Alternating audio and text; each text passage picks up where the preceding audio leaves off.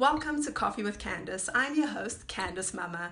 Today, I am so excited for the guest that's coming up. Her name is Evy Poumpouras. She has been the protective detail for 4 sitting US presidents. She's a best-selling author of Becoming Bulletproof, and she's a judge on Spy Games on Bravo. But she is so much more than all of these titles. She's remarkable, she's impactful, and she's incredibly, incredibly powerful. Without further ado, here's Evie. Okay. Everything. Thank you. Perfect. No, so I just wanted to restart the story about how I actually discovered you. So I took this lie of a break where it was supposed to be 5 minutes, and your video came up, and it was Human Lie Detector, I think it was titled. And I remember thinking, oh, it's an hour. I'll never have enough time to listen to this. And oh, but let me just put it on. Let me see, because it looks interesting. And I think you hooked me in like 6 minutes. Next thing I know, I was watching that entire video and it had come to an end. And I was like, whoa, I didn't know who Evie was. But all I know is that how do I ask and petition for this woman to become president? Because God, we need you. So I want to start there. Would you ever think of running for president? No, being in the Secret Service, I was around politicians all the time. And I feel like when I see politicians, I feel like there's this sense of like, I see people bickering and fighting on all sides. And I'm just like, you're there to serve the people. You're not there to knock the other person down, to insult this person. I just see so much of that. And it's very disheartening. Politics it's very harsh. I mean, I would see people I would protect, and I just see the amount of insult and ridicule they would endure. And I'm thinking, I get this person has this position, but we get so out of touch and we become so cruel and insulting. And I feel like it's not a position of service anymore. I feel like it's become something else and I can't quite understand it.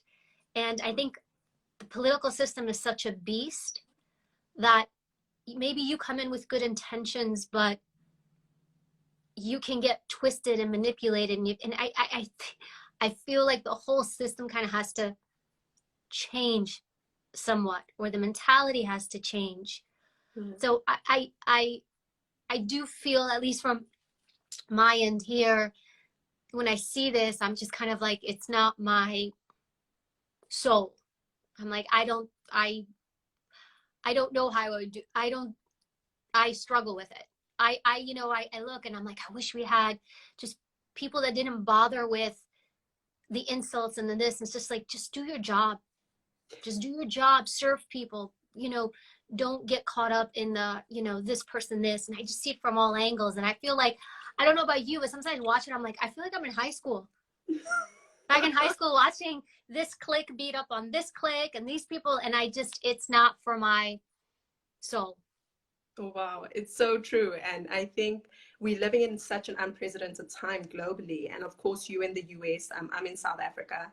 And I think, just watching the dynamics play out, across the world, I don't think anyone is actually doing the greatest, at this time. Jacinda Ardern, I'll point that out. She's been doing incredible work in New Zealand. But it is a very difficult time to lead, right? It is a difficult time to look at politicians, I think, as leaders. I think for me, my inspiration is actually coming from people like you who are actually doing groundwork things, and your book is of service to humanity. And I really mean that in the sense, we're going to speak about it, but the insight you give is so powerful. And you're also volunteering with the NYPD. Are you still doing that currently, and how's it going? I did that during COVID. What I was doing is I went to the hospitals. I went to the National Guard, and that's where the morgue was, where they were putting the bodies of the people who had COVID. And they were the ones doing that. And that was they reached out and they said, could you come by? Our men and women are kind of struggling. And then I also did law enforcement, NYPD. I reached out to them. And so I did anybody who was essentially on the front lines working throughout this COVID process. And, you know, I was like, what can I do to just say, I'm here, thank you. And, you know, how can I contribute? Because I feel sometimes we take so much in life. Like it's me, I. And I was just like, in this moment, how can I contribute? And you can contribute. It doesn't have to be in this big magnanimous way. I mean, honestly, Candice, I was giving out coffee and donuts and health drink, kombucha it's called. That's all I was doing. I was just showing up with like, here you go, guys. Thank you so much. That's it. Wow. That's powerful, because I think a lot of people do think that to help has to be huge, right? And a smile, giving someone that cup of coffee, I can tell you there's so many people who enjoy that interaction, that little conversation you would have when you'd give them their cup of coffee, right? I think it's just the thought. It's really the thought. It's that somebody took a moment to do something for you. I remember when I was in, after 9/11, I helped with the search and rescue in the cleanup area, and it was very hard. And I remember for me that there was people would show up with food. Like I remember this guy on a golf cart from McDonald's, and he would show up every now and then. I'd be looking through something and I'm tired, and he'd just show up and be like, hey, how are you? I got chicken McNuggets. I got a hamburger for you. What do you want?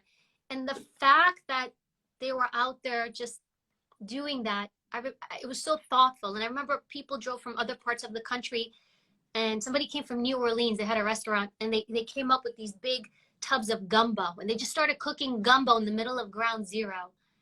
And I remember thinking, it was just gumbo. I'd never had gumbo before, so I was super excited. But just the thought that you just came up just to do that, and it stayed with me. And I think that that's kind of why I did what I did. It's just the small things that we do that show who we are. And I think it's also good for our souls. You know what I mean? Like it's from a selfish perspective, I feel better. You know, if you want to look at it from a purely selfish place, and the science shows that when we contribute and we give, we feel better about ourselves.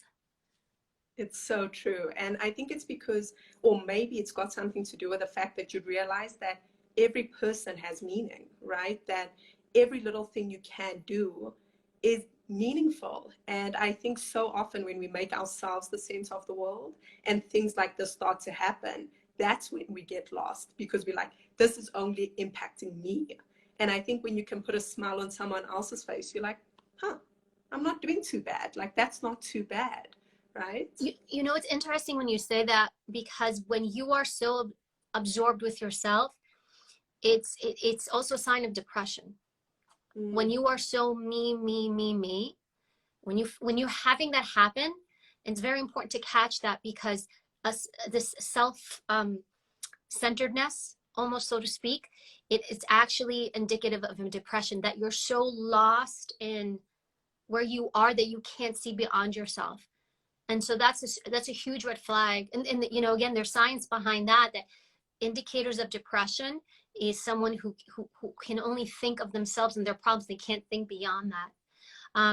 In fact, one of the things I was taught in training is when I would look at language, whenever we saw too many I's in a statement, when somebody would write a statement, it was, you know, a huge indication of like somebody being super depressed, because they were so me, I. And if you think about your moments where you've been the saddest or most depressed, you couldn't get out of that space. It was all you, this is happening to me, me. And so that's just something to look out even for yourself, because we all go through that. Oh my God, this is happening to me. And if you can step back, and if you're in that me place, it's letting you know what, I'm not in the right place, because all I can think about is me and my problems.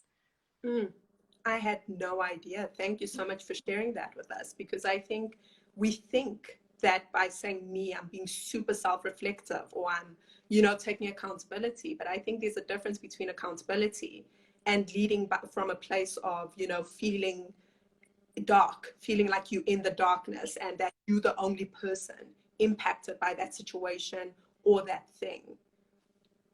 Yeah. You know, I wanted to just, oh, sorry, go on. No, I remember when I did interviews of suspects, and sometimes I'd interviewed victims, even suspects, even people committed crime or witnesses, and I would hear their story. And no matter what problem I had going in there, you know, because as a human being, I have my own issues, right? My own life drama. And I go in there and I hear another person's story. And I think this person's got issues. And really interviewing really showed me like how much everyone has a story. Because I would do it every single day. And every single day I would sit down in a room with someone, that person would tell me their story. And it was almost always uniquely different from mine. And I was just like, see, everybody's got something. Everybody's got a story. And I would leave with that proper, I think, self-reflection, where I was like, I have to keep you have to kind of keep the world in perspective, right? I'm not the sun and everything rotates around me, you know? I'm just another planet trying to do its thing. And I think when we can do that, it's healthier for our souls, and you can have self-assessment, you can have self-reflection, but you just don't want to sink in that hole. You know, you want to like know that there's a world going on around you, and with other people having things going on around them. And I you know, and even as a human being, you know, I'll have those moments, and I catch myself. I'm like, no, I was like, you're going in there, catch yourself, pull yourself back out. It's not where you want to live. You can have your moment where you go in, you have your sadness and your moments, but then I think go through it, right? Throw things around, be angry, be depressed, right? Go through it, and then be like, okay, now I'm done, and I'm coming out. It's like, I think it's when you get stuck there and when you live there, when you decide to make that your home, that's when you have a problem. That's when it's like you get stuck and you can't get out of it. Wow. Don't make it your home. I love that. You touched on your time, well, the tragic incident of 9/11, and you opened your book with it, which was, wow. I mean, after I read that chapter, to be honest, I had to actually put down the book because I was just in my feelings. I just couldn't believe it. And I mean, as an outsider looking in, I mean, of course, we knew what had happened at that time. But I want to know from you, how was it writing that? How was it reflecting on it again before putting it out into the world? You know, I'm okay with what happened. Like everyone thinks I'm going to have like this, for whatever reason. I think it was because after the fact I stayed and I helped with the efforts and I was part of the solution. That I did okay. I did well. I felt okay. I mean, I still struggled with certain things, but I felt good. I think what was hard with writing the book was I didn't want the story to be misconstrued like, hey, look at me, look what I did. And I really tempered down a lot of it because I didn't want it to make it about what I did. I didn't want to make it about like the valor award that I got. Like that was the hard thing for me. I was like, I don't want it to be about, look what I did. And that wasn't the point. And there were so many stories I didn't put in the book. And people like, put more stuff about you. And I was like, well, that's not why I'm writing the book.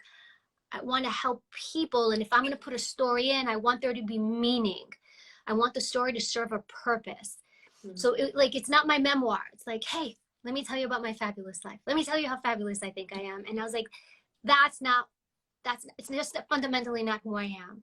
And so that's the part of 9/11 that kind of worried me. I didn't want it to be like, look what I did. And I was just like, no, that's not the point. And so I put a lot of heart into that. I think that was my main concern with sharing it. And, you know, like you also, because it was such a tragedy and so many people went through such a hardship, and like I walked away and so many other people didn't. So you also don't want to use such a horrible event to glorify yourself, if that makes sense. Absolutely. It's so interesting to me that I find that people who most deserve a memoir are the most humble about writing a memoir, which is it's so interesting. And it didn't come across as self-grandizing at all, actually. None of the book came across as, you know, look at me, I'm so great, and I'm teaching you how to be just as great. It's such a good book. And I think the way you broke it down, you were very purposeful. And I think that's what makes it like one of those books that you have to keep going back to, because you cover protection and resilience. And I actually really love that. I love the fact that you talk about your mental armor, and you talk about, you know, how you have to build resilience. Why was it so important for you to teach this kind of skill set to people? Because you have to have it. Because you can't, when things happen, just completely fall apart. Because nobody wants that. Because People are going to shame you. People are going to insult you. People are going to betray you. There is no escaping any of this stuff. Even me, with all my tactical and training, I still get duped by somebody here and there. Maybe not as often, right? I'm proactive as possible and really thoughtful about who I let into my inner circle in my life. But those things happen. And what I wanted to do is like, hey, there's so many tactics that you can use that I was taught. I'm like, take them. But what I was saying is like that was the point, because I, you know, as a human being, as a young woman, as whatever, like I deal with my own struggles. And I started using all these techniques in my own life, in my personal relationships, on boyfriends, on family members, on friends. And I was like, this, you know, and I had people coming to me like, hey, how would you handle this? How would you do this? And that's where this came from. I'm like, I wanted to share with everybody what I learned. And the book is like, I tell people like, it's a buffet. I wrote everything that I thought could be helpful to you. And you take what resonates with you, what you can use for yourself.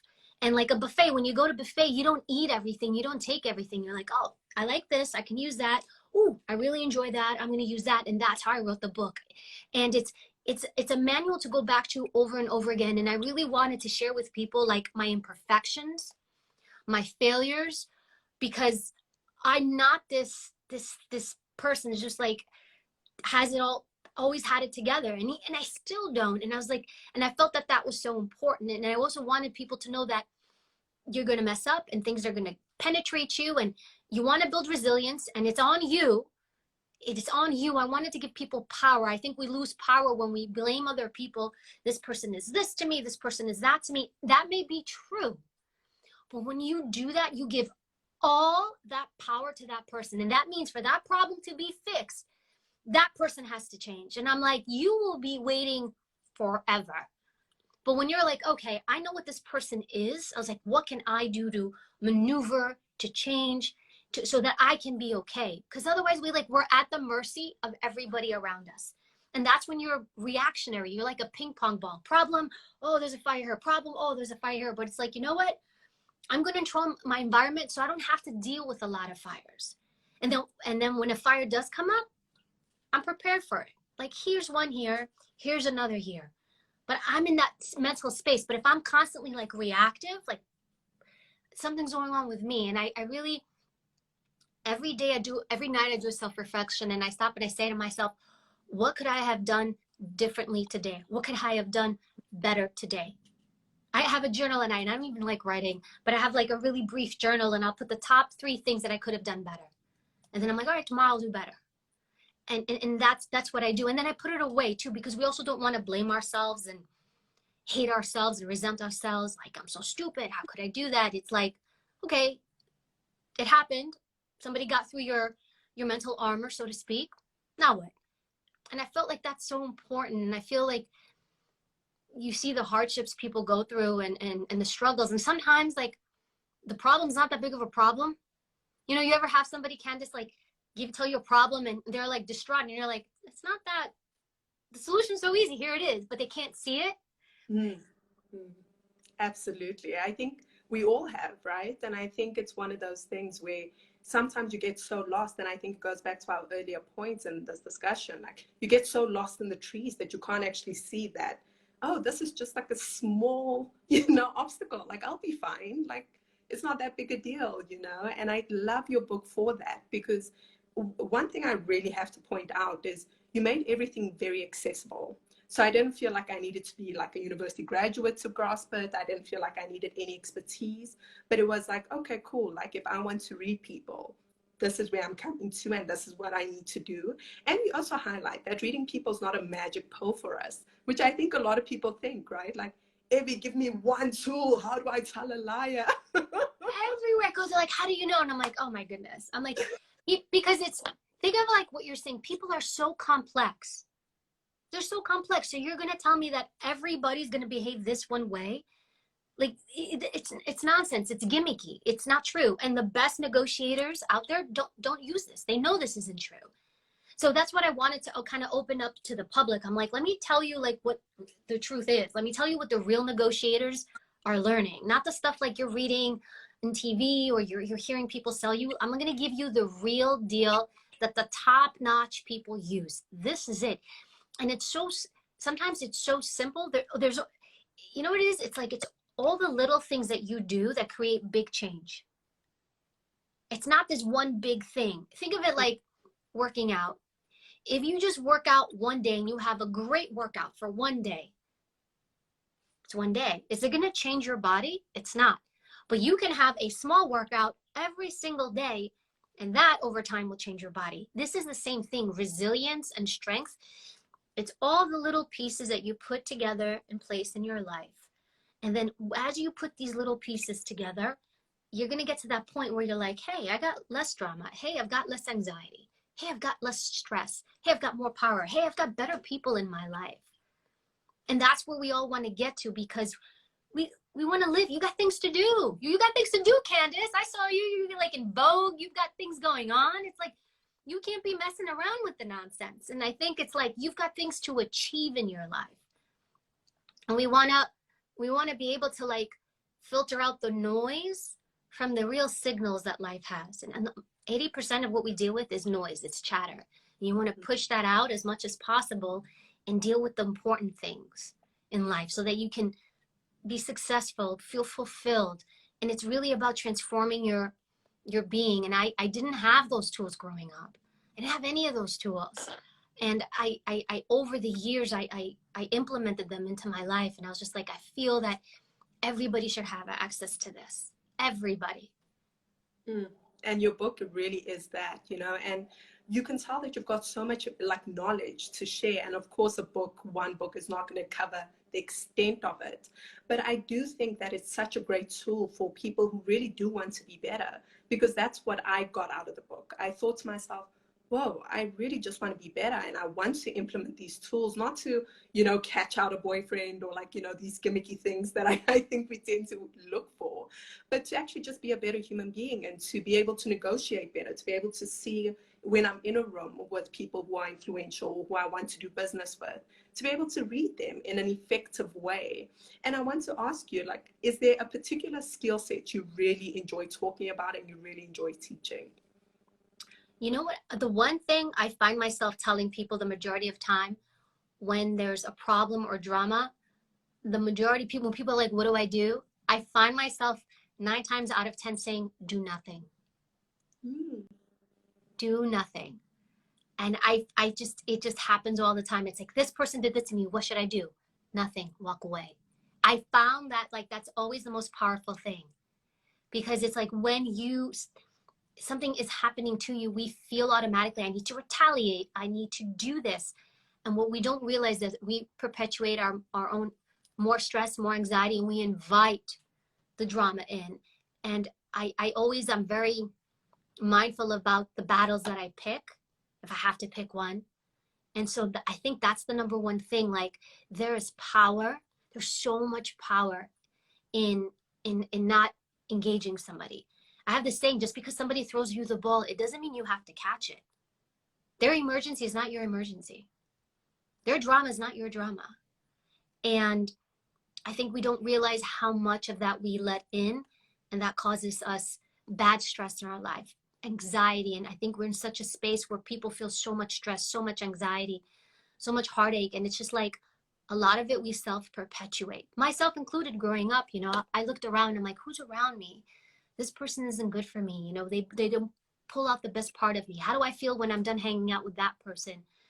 And you realize your life is like a chess game. You just move the pieces, but you don't ever stop. Like, you're constantly moving the pieces. Like, I'm constantly assessing, how could I be better? What can I change? I just feel like it's so important. And I feel like we feel so powerless at times, and low sometimes, and lost sometimes, and angry. And it's just like, it's okay to feel those things. It's okay to be afraid, but here are the tools so that you can manage that when it happens, so that you're not lost in it. And I think that was the most important thing. It's okay to feel the way you feel. And here are the tools to help you overcome that. Like, sometimes when I hear people like, oh, I'm not happy, or I'm so, you know, I'm never happy. And I hear like these terms, and I'm like, some of the greatest moments of my life or experiences, Candice, I wasn't happy. When I went through Secret Service training, greatest experience of my life, I was never happy. I was like, oh my God, I am so stressed out. I hope I get through this. Working in the White House next to President Obama, I'm like paying attention. I'm doing my job. I'm not like walking around like all hunky, you know, like, hey, everything's great. But they were the greatest moments of my life. And I feel like sometimes we think we're supposed to be fearless and happy all the time. And that when we're not these things, we're given this nonsense to believe it. And when we don't achieve it, something's wrong with me.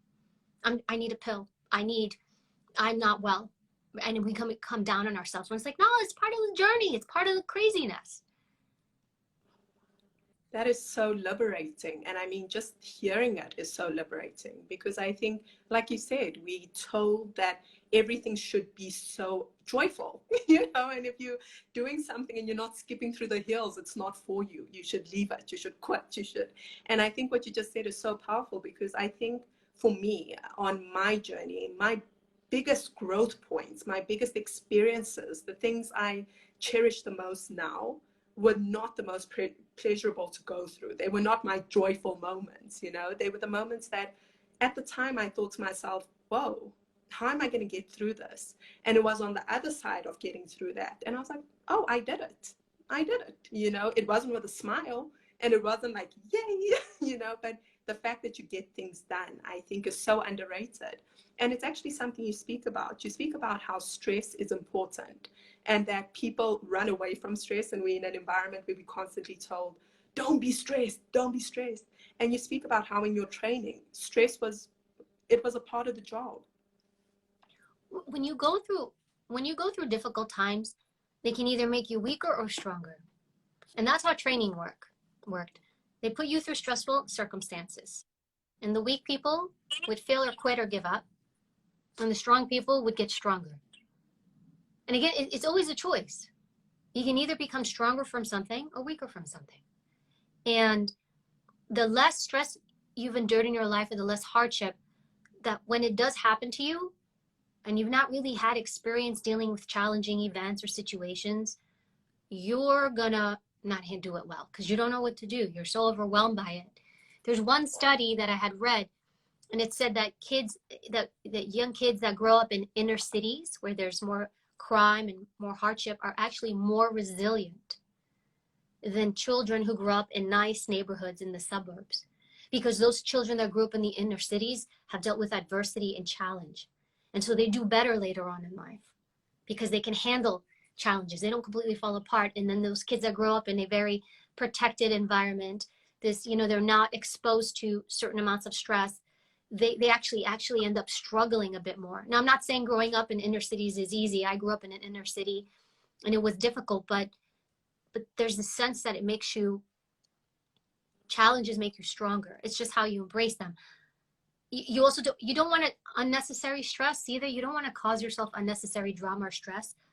But what I'm saying is, when these things do happen, look at it like, okay, how am I going to handle this situation? How can I deal with this challenge? Rather like, oh my God, why is this happening? It's like, it's probably happening to like how many other people.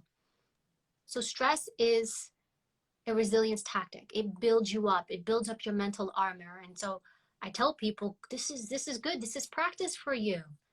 This is practice for you. And so when life hands you, garbage, because it's going to hand you garbage, it's always going to keep doing it.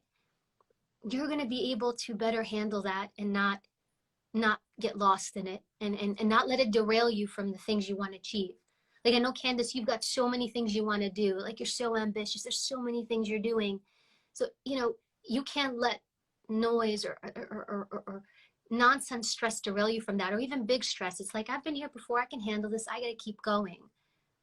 I would see even, President Obama, like, people would insult him, degrade him, say horrible things. And the man got up and went to work every morning and did his job. That takes such fortitude. Not a lot of people have that, but you're able to have that. Whoa. And you are so gracious in the book when you really list each first lady, each president you've protected, and a lesson you've learned from each one. I just remember thinking, oh, this is incredible. And for me, I just want to know, like, from your experience, because you mentioned President Obama and his magnanimity, like just being such a great guy. I want to know, what's the commonality you found between the people you protected? Is there like a thing that you see across the board with all the presidents that you think, this is one thing that these people tend to have in common? Yeah, so I can only speak for the ones I protected, which were really the ones I put in the book.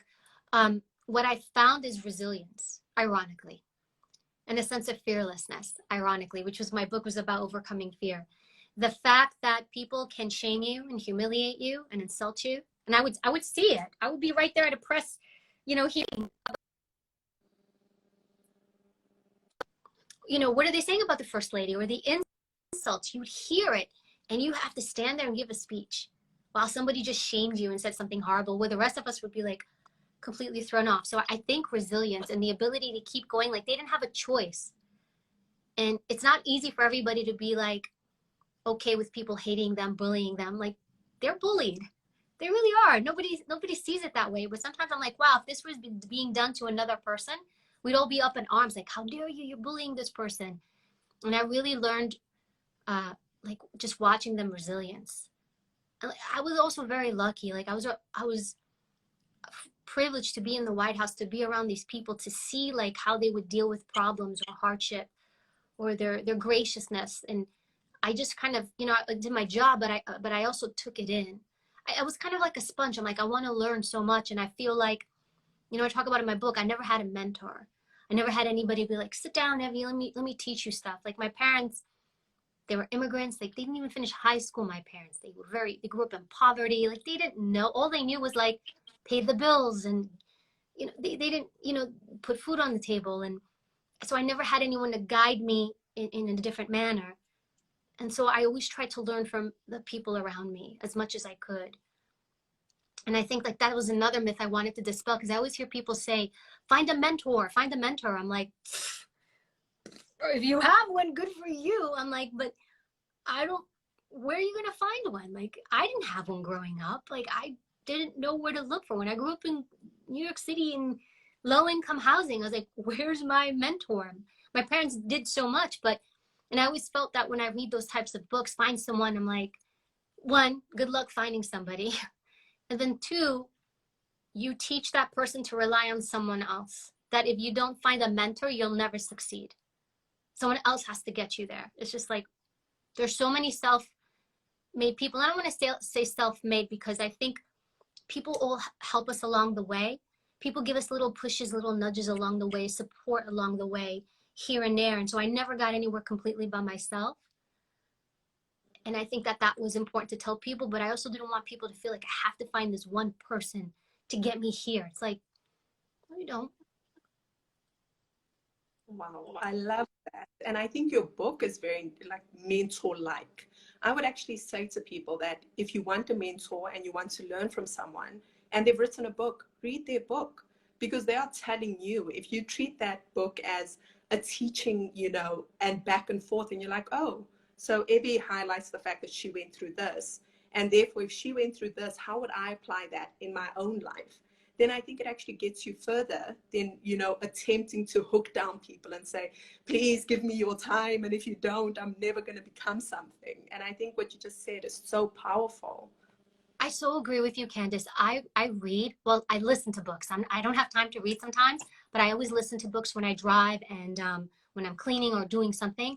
I read so much, and I learn about other people's perspectives, and I will read everything from, someone who was convicted in prison falsely to some housewife to, I will read anything I could get my hands on that opens up my mind.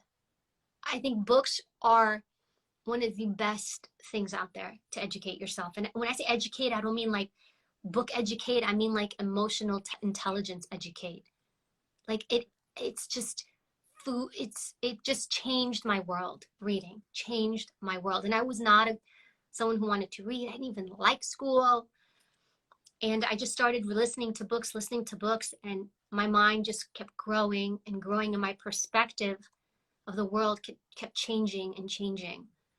I think you're so right. Like books are one of the best ways to learn from other people that are nothing like you. Absolutely. And that's the beauty of it, right? That they are nothing like you. Because if people just walked around thinking like you think and walking like you walk. That's our everyday reality. We gravitate towards people who are like us. And I think our books, when you go into books, if someone tells you something, I mean, my biggest revelations and changes are like through The Alchemist and through, you know, reading people's biographies. And like you're saying, whether it's a housewife, whether it's I'm like, if you've got a book out there, you clearly have something to say. And I want to hear what you have to say. And it's powerful. And I want people to know that you don't have to try and hunt Evie down and be like, girl, speak to me. I did it, but you don't have to. But you can just get the book and you will get so much remarkable insight. Yeah, it's just, I feel like it's just, you don't need the person, and you shouldn't try to be like someone else. Like, it's so important. It's like, I sometimes I get messages like, you know, Evie, you're my idol and you're this. And I'm so humbled when I hear that, but I don't want to be anybody's that. I want people to be their own person. It's like, be you. And I feel sometimes like with social media or in the things we see, we think, I should be like her, I should be like him. It's like, no, you should be you, you know, and take from me, and take from Candice, and take from this person, and incorporate some of the things that Candice and Evie and other people do into your life to better it. But at the end, like, be you to your core, like make that your authentic you. And I feel like that's so important. And even like sometimes on social media, I'm like, the other day I was just thinking, I'm like, I need to turn Twitter off. I was like, I'm going to delete it for like a few days, because you're so bombarded by noise and all this stuff. And I'm just like, it's too much. Like, you being alone and being centered is so important too, so that you can have your own thoughts and not be constantly bombarded by the world around you. Wow, that is so true. And I think because you have this extensive experience with, you know, training your mind, when you say something like, I need to turn this off for a minute just to find myself, it gives so many other people a sense of relief to be like, okay, if Evie has to turn off social media, then maybe it's not a bad thing for me to do that either. And I think that's the power of it. You do, like, you see all these photos. I'm like, oh, look how great this person looks. Look how great this person looks. Oh, look how happy they look there. Look how skinny they look there. Look how, and it's like, and then what we do is we compare ourselves. The competition is good because competition gives you drive, but then there's this unhealthy competition where, look, when you post a photo, myself included, I'm picking a nice photo. I've cleaned it up a little bit and I put it there, and it's a positive photo, and it's, you know, you're not seeing me, you know, you're not seeing the hardship of me. You know, maybe I should post those photos too. But what I feel like this is a snapshot of what somebody wants you to see. It's not reality.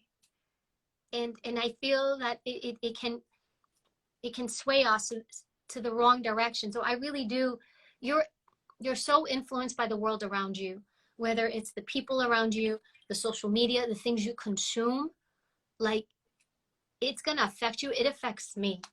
Like, there was one time I remember I turned my social media off for 3 months. Can't remember. It was like 2 years ago. I was like, nope, I need a break. 3 months, best 3 months of my life. I just needed to break away. I was just like, this stuff is like too messy, not healthy.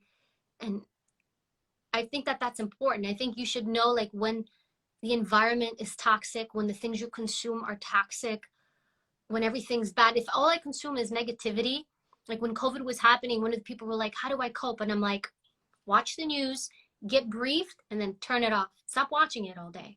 If all you're seeing is this many people died, this many people are sick, this is going on, and then you've got riots are happening, you know, all these bad things happening, you're thinking, oh my God, the world's a horrible place. I'm a horrible place. You have to control what you consume. So the way you control the people in your life, you have to control the media and what you ingest. It's like food, whatever you eat. If it's not healthy, it's going to poison you. And I'm not immune to that. No one is. Oh, that is so powerful. That is so powerful, Evie. And you are actually going to be doing a course, because I hate the fact that I have to end this. Oh, because I could speak to you all day. But you are actually creating a course on becoming bulletproof. Do you want to tell us just a little bit more about that? I wanted to do an online workshop for people, because I've gotten so many messages from people. Can you do a class? Can you do some workshops?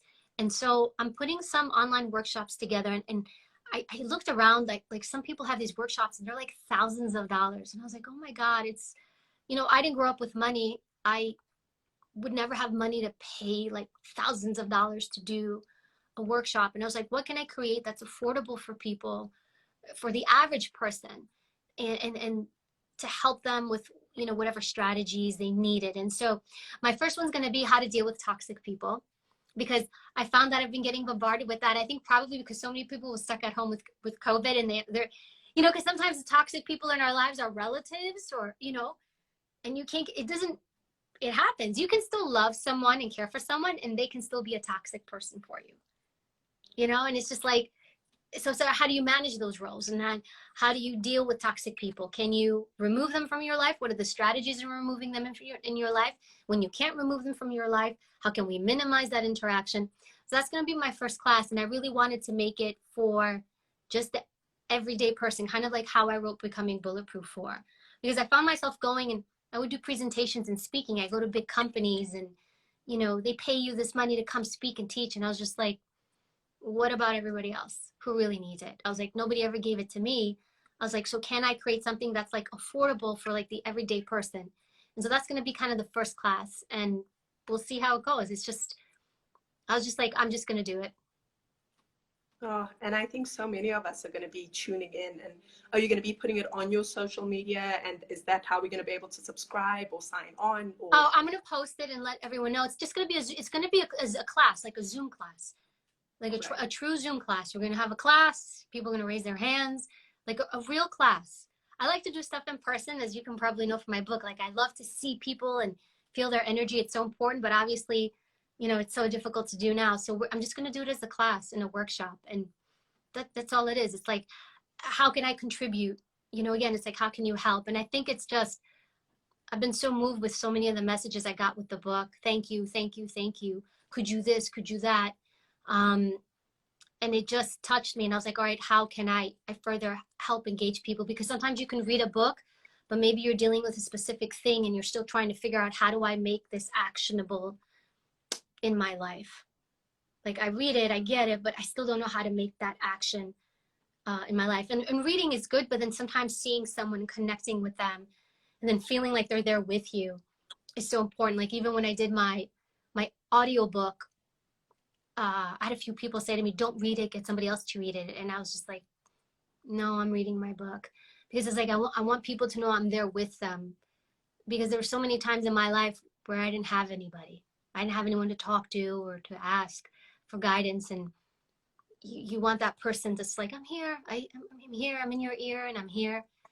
And that was like super important for me. So that's kind of like what the concept behind the workshops is. I think it's going to benefit so many people. And like I started at the beginning where I said, you know, you are doing such a great service for so many people. And I know sometimes being a writer is a thankless job in some ways, because most of the people who read your book aren't going to come back and tell you, hey, you know, you changed my life and your book really impacted me. And I just want you to know that your book is incredibly impactful. And besides your book, I have to tell you from the deepest part of me that you as an individual are deeply impactful. And I think, you know, people who encounter you, people who come across your interviews, your book, I think will be deeply changed. And I just want to just thank you for that. I want to thank you for your graciousness and your willingness to share so generously of yourself with all of us to learn and become better through you. You know what it is? I want, and look, when I wrote my book, I wrote it for men and women. They're like, just write it for women. I'm like, look, I'm writing it for everybody, and let everybody take what they want from it. But like, as a woman, like, I want women to be strong. It's like, you're not no one's mercy. Like, just be you, be resilient, be strong. Don't, and don't let somebody else define you for something like that you think is a negative about you. Like, if I sat and thought about all the flaws in me that other people saw, I'd never do anything. And it's just like, and I you know, you pick up magazines, like, and I love Vogue, I love Cosmo, I love all of them, but I'm like, where are you telling this woman to be like, you know, be on fire?